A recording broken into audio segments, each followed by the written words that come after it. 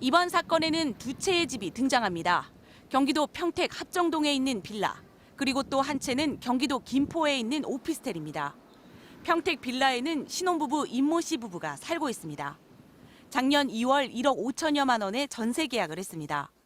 그런데 10달 뒤 전세 보증금 대출을 받은 은행에서 주소가 바뀌었냐고 묻는 전화를 받았습니다.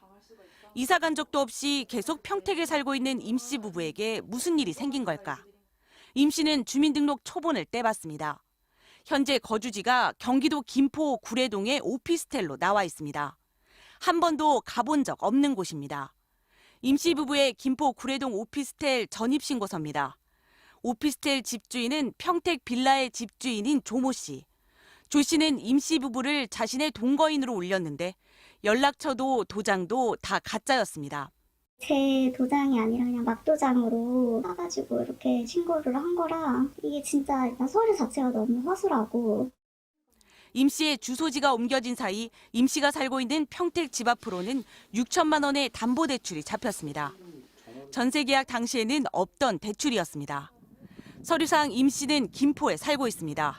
평택 빌라는 세입자가 없는 것으로 돼 있어서 만약 집이 처분됐다면 임 씨는 전세 보증금을 받을 수 없었습니다. 보증보험에 가입은 했지만 이미 김포로 이사 간 것으로 돼 있어 무용지물입니다.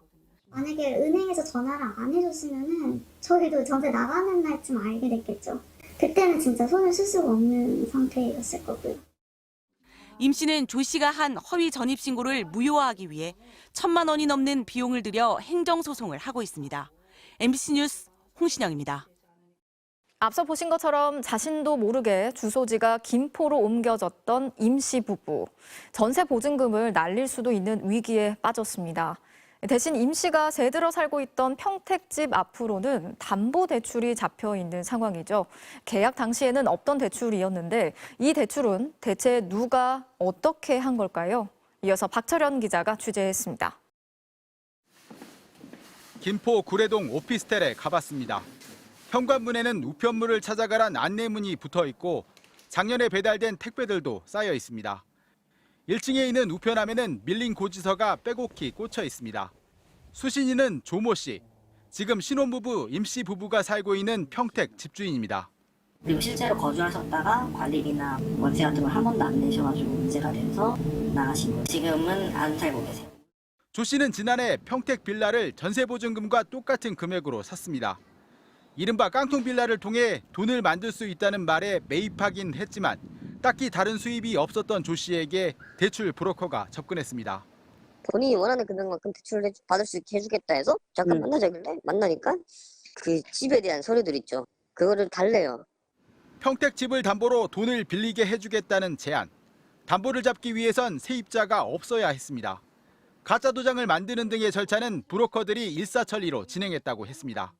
전입신고 서류를 주면서 이거 들고 가서 지금 가서 동사무소에 제출만 하라는 거예요. 저는 그 사람들이 준 서류 그대로 들고 그대로 가서 내 제출만 했죠. 임 씨 부부 주소를 김포 빈집으로 옮긴 당일 조 씨는 자신의 주소만 다시 평택 집으로 옮겼고 세입자가 없는 평택 집을 담보로 사채업자로부터 4천만 원을 빌렸습니다. 브로커에게는 이 중 절반을 수수료로 줬습니다. 세입자 몰래 주소지를 옮겨놓고 집주인이 대출을 받아 경찰 수사가 진행 중인 건 확인된 것만 7건으로 이 같은 불법 대출 조직이 연루됐을 가능성이 큽니다.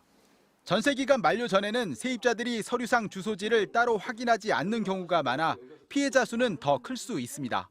MBC 뉴스 박철현입니다.